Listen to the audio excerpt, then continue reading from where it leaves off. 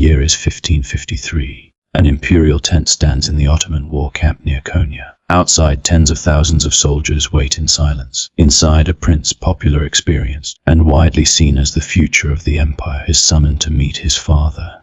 He believes he is walking toward reconciliation. Instead, he walks into execution. Moments later, Prince Mustafa, eldest surviving son of the most powerful ruler in the Islamic world, is strangled on the direct orders of his father, Sultan Suleiman. The army trembles. The provinces whisper. The balance of succession, once stable, predictable, brutal but functional, has shattered. Behind the scenes, one woman's rise has reshaped the imperial order. Her name was Hurrem. For centuries, she has been accused of destroying the Ottoman dynasty. But did she truly destroy it? Or did she merely master the system better than anyone before her?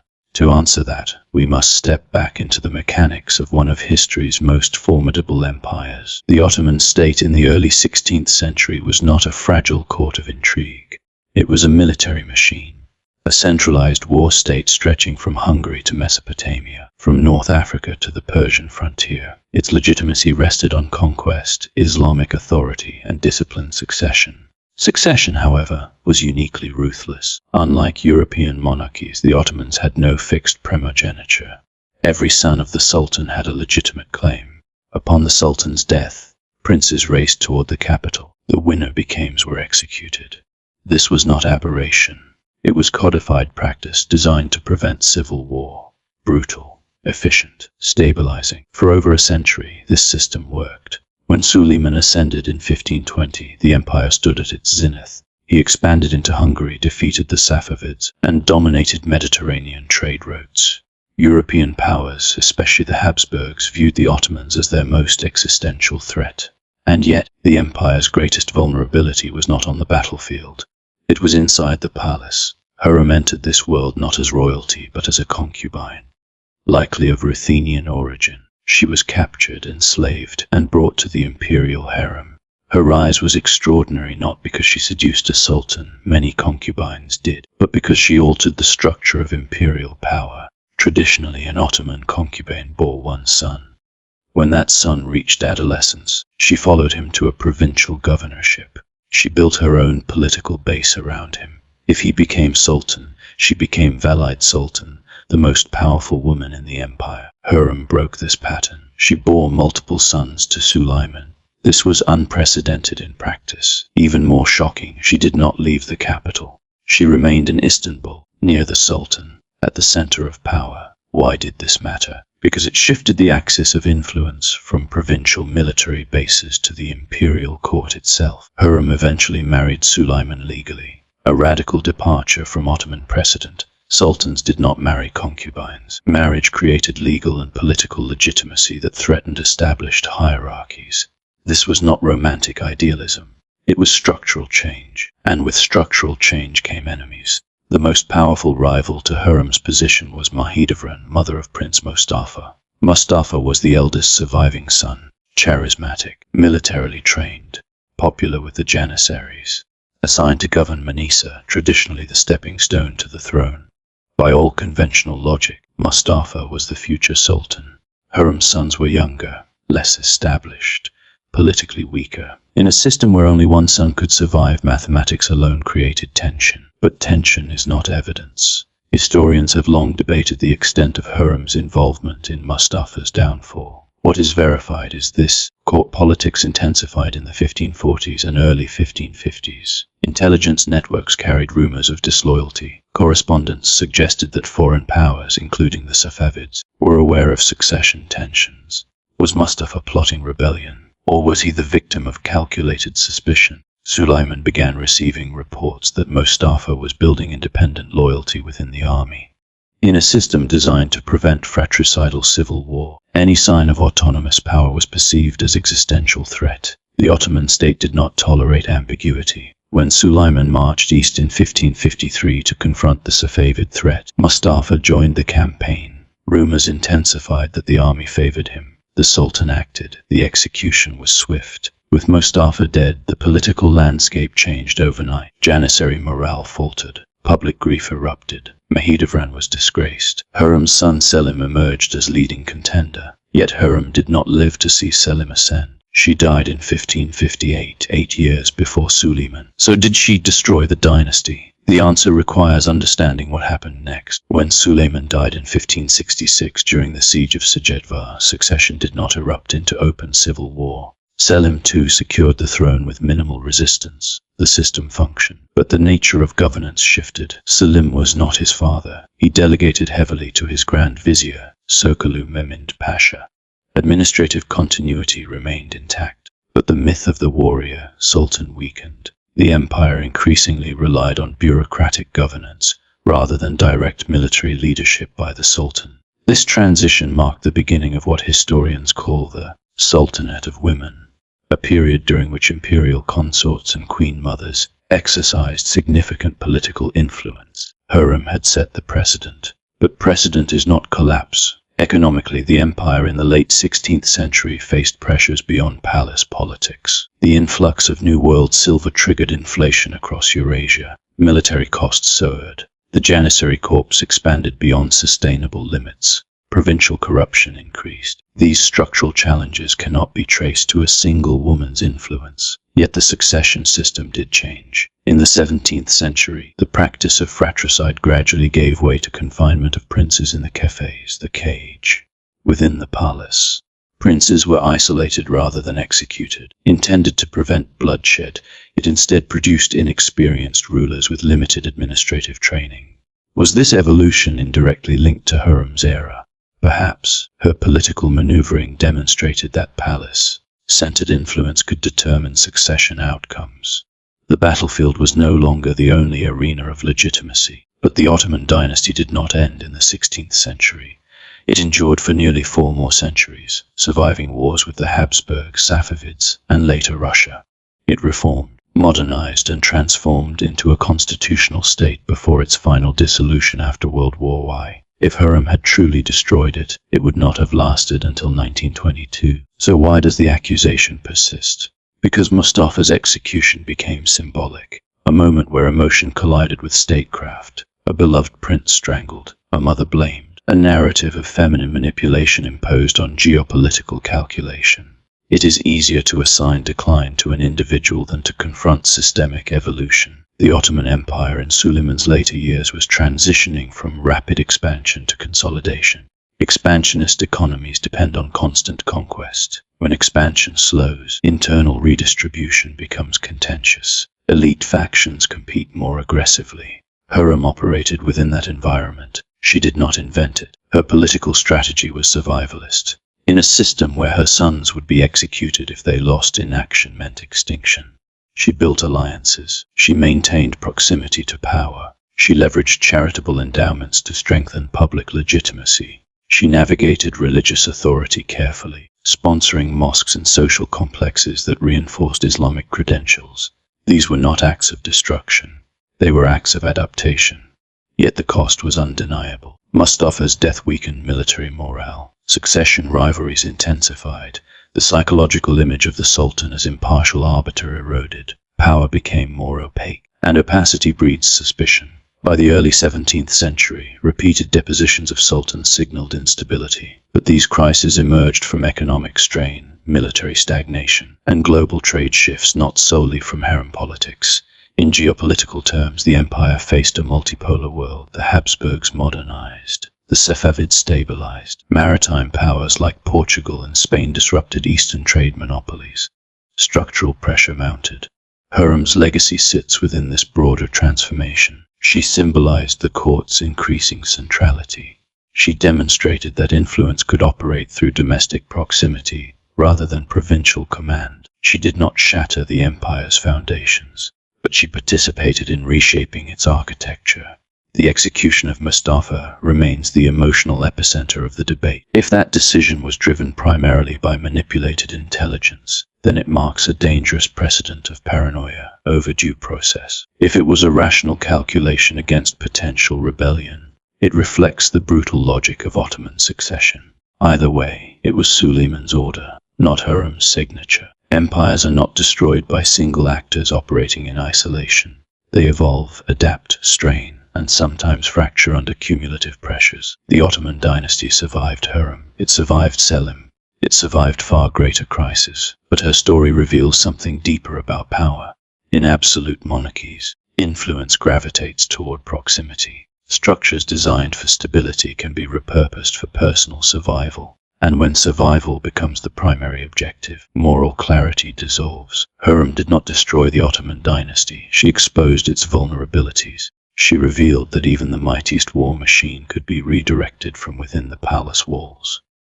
That succession without clear rules breeds suspicion. That centralized authority magnifies the consequences of personal trust. And most importantly, she proved that in systems built on controlled brutality, the most effective strategy is not open rebellion, but mastery of the rules. The Ottoman Empire's long decline was not a sudden collapse engineered by a queen. It was a gradual recalibration of power structures in a changing world. Hurrem was not the executioner of the dynasty. She was one of its most intelligent players. And in the grand chessboard of empire, sometimes the move that ensures survival today reshapes the entire game tomorrow. To understand the full weight of Hurrem's influence, we must return to the structure she helped transform, not emotionally but institutionally. The Ottoman Empire under Suleiman was a carefully balanced hierarchy. At its core stood the Sultan, theoretically absolute. Beneath him operated the Imperial Council, the Divan, dominated by the Grand Vizier and senior military, administrative elites. Beyond the capital, provincial governors managed territories through Tamar land grants that supported cavalry forces. The Janissaries formed the disciplined infantry backbone. Religious scholars legitimized authority through Islamic jurisprudence. It was a system built on equilibrium, but equilibrium depends on predictable succession. For over a century, the Ottoman model solved succession instability through violent clarity. Princes governed provinces, they commanded troops. They built patronage networks. When the Sultan died, they mobilized. The fastest, strongest, and best supported contender prevailed. Civil wars were short because the rules were understood. Hurrem's decision and Suleiman's acceptance to keep multiple princes close to the capital subtly disrupted this field test of leadership. Her sons did serve as provincial governors, yet their political gravity increasingly orbited Istanbul rather than frontier military zones. The court became the decisive battleground. This shift did not immediately cripple the empire. In fact, during Suleiman's reign, territorial expansion continued. But something intangible changed, the perception of where legitimacy was forged. Consider the Janissaries. Traditionally loyal to the reigning sultan, they also developed emotional ties to specific princes. Mustafa's popularity within the army was not trivial. He was seen as capable, assertive, and present among troops. When he was executed, murmurs spread. Though no full-scale revolt erupted, trust between the military elite and the palace was strained. That strain would echo decades later. The later 16th century saw increasing Janissary involvement in politics. They demanded higher wages, they resisted reforms. Eventually they would depose sultans. While this development cannot be attributed solely to Hurrem or Mustafa's execution, the psychological rupture of 1553 marked an early warning sign. The military no longer felt entirely aligned with palace decisions. Meanwhile, foreign rivals observed carefully. The Safavid Empire to the east had long engaged in ideological and territorial rivalry with the Ottomans. Intelligence networks operated across borders. Succession rumors were geopolitical tools. Any hint of instability invited opportunism. To the west, the Habsburg monarchy watched Ottoman internal politics as closely as any battlefield movement. European ambassadors in Istanbul reported extensively on harem dynamics, sometimes exaggerating them to explain Ottoman decisions through familiar courtly intrigue narratives. Over time, Western historiography amplified the idea of female manipulation because it fit Renaissance-era stereotypes about Oriental despotism. But strip away cultural bias, and a more strategic reality appears.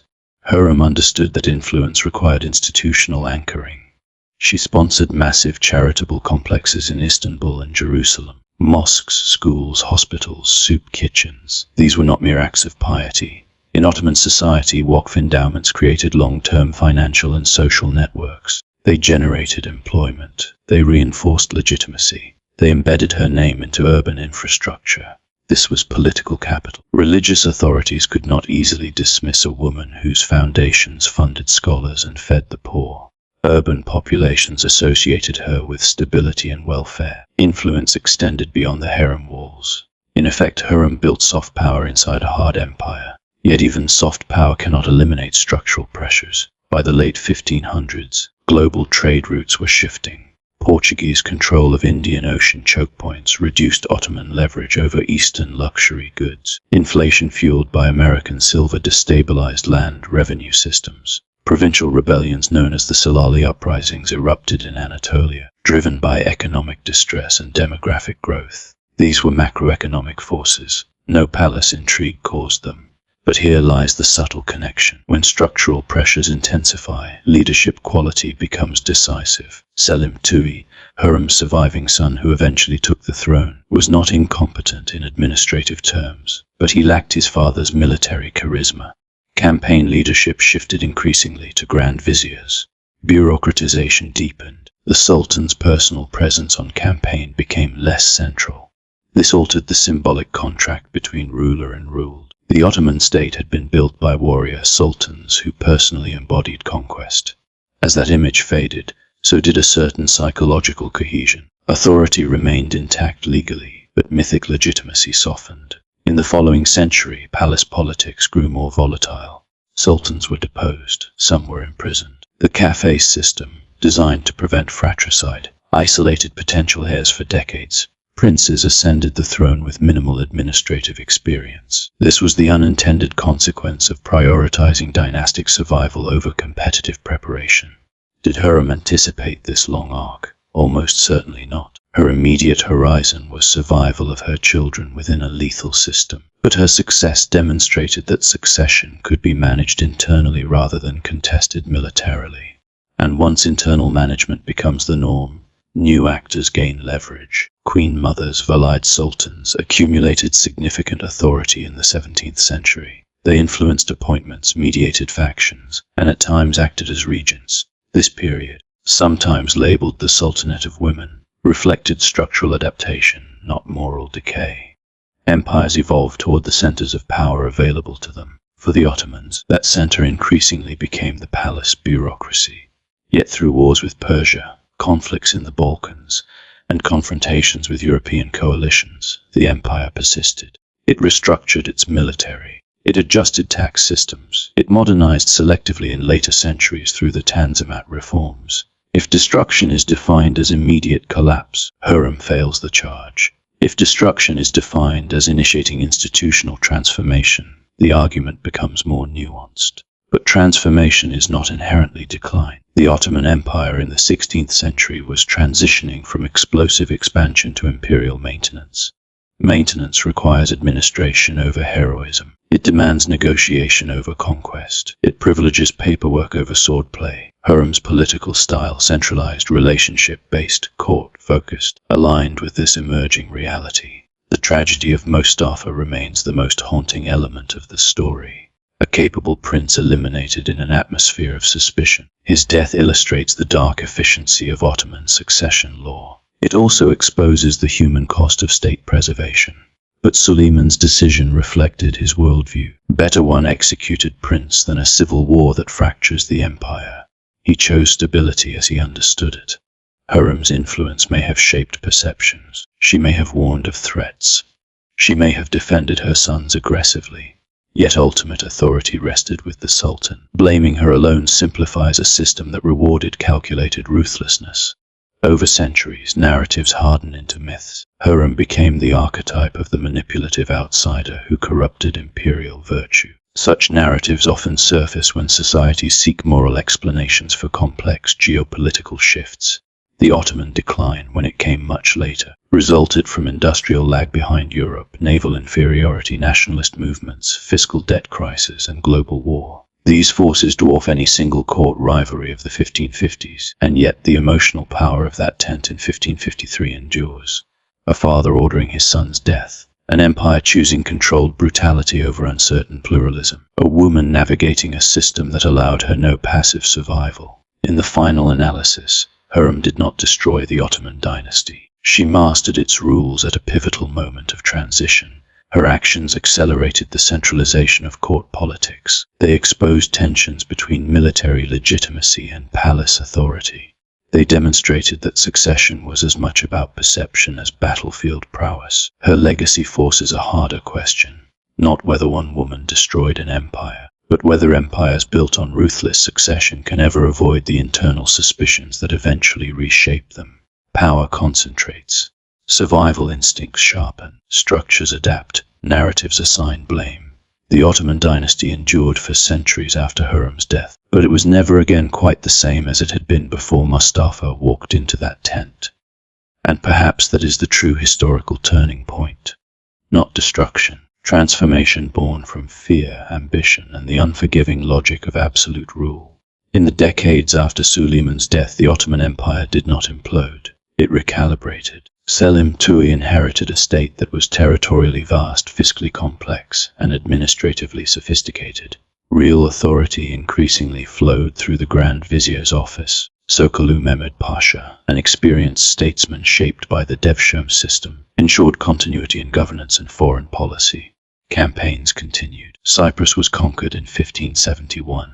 The empire remained formidable, but something subtle had shifted in the mechanics of legitimacy. Under earlier sultans, personal military command functioned as proof of divine favor and political authority. The ruler's presence on campaigns symbolized unity between throne and army. As sultans delegated more often, that symbolism weakened. Authority became bureaucratic rather than charismatic. This distinction matters in empires built on conquest. When expansion slows, internal factions compete more aggressively for influence over existing resources.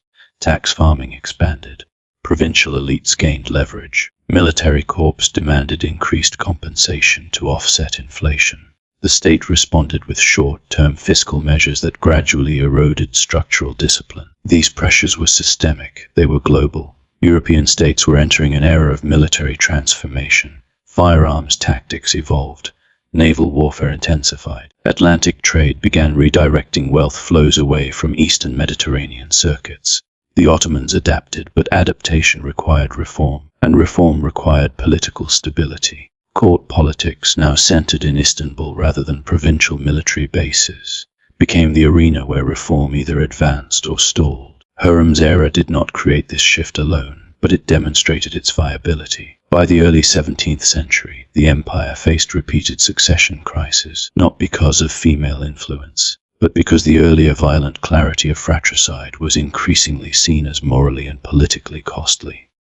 Confinement replaced execution. Princes raised in isolation lacked administrative experience. Some sultans proved indecisive or unstable, yet the dynasty endured. This endurance is critical to understanding the accusation that Hurrem destroyed it. Destruction implies termination. The Ottoman line survived uninterrupted until 1922, more than 350 years after Hurrem's death. What changed was not survival but character. The Ottoman Empire gradually transformed from a frontier-driven war state into a multi-ethnic imperial bureaucracy balancing diplomacy, internal revolts, and great power competition. The balance of power within the palace reflected this broader transition. Hurrem's strategic instinct, maintaining proximity to the sovereign, cultivating religious legitimacy, building alliances within the administrative elite, mirrored the emerging importance of centralized coordination over decentralized military autonomy. Her story becomes less about sabotage and more about adaptation to structural reality. But adaptation carries consequences. The execution of Mustafa remains the empire's most emotionally charged succession decision of the 16th century. Contemporary observers, both Ottoman and European, recorded shock and grief. Public perception matters in absolute systems. Once doubt enters the collective imagination, once people question whether the most capable heir was eliminated for political advantage, confidence in impartial governance declines. Trust, once fractured, is difficult to restore. Still, we must confront an uncomfortable truth. Ottoman succession was never designed for moral comfort. It was engineered to prevent civil war at nearly any cost. The deaths of rival princes predated Hurrem by generations. Brothers killed brothers long before she entered the palace. What changed in her era was visibility. European diplomats increasingly documented court life. Printing spread narratives. Later historians romanticized Mustafa as a tragic hero and cast Hurrem as antagonist. Gendered stereotypes amplified the storyline. But strip away the drama, and a colder calculation emerges. If Mustafa had survived and eventually contested the throne against Hurrem's sons, a civil war was likely. Ottoman history offers precedent. Earlier succession struggles had devastated provinces and drained resources. Suleiman, aging and increasingly cautious, may have concluded that eliminating a potential rival preemptively was less destructive than open conflict. Whether that calculation was correct remains unknowable. What is knowable is that the empire did not fracture in 1553. Instead, it entered a long plateau of power, followed by gradual relative decline as European industrialization and military modernization accelerated.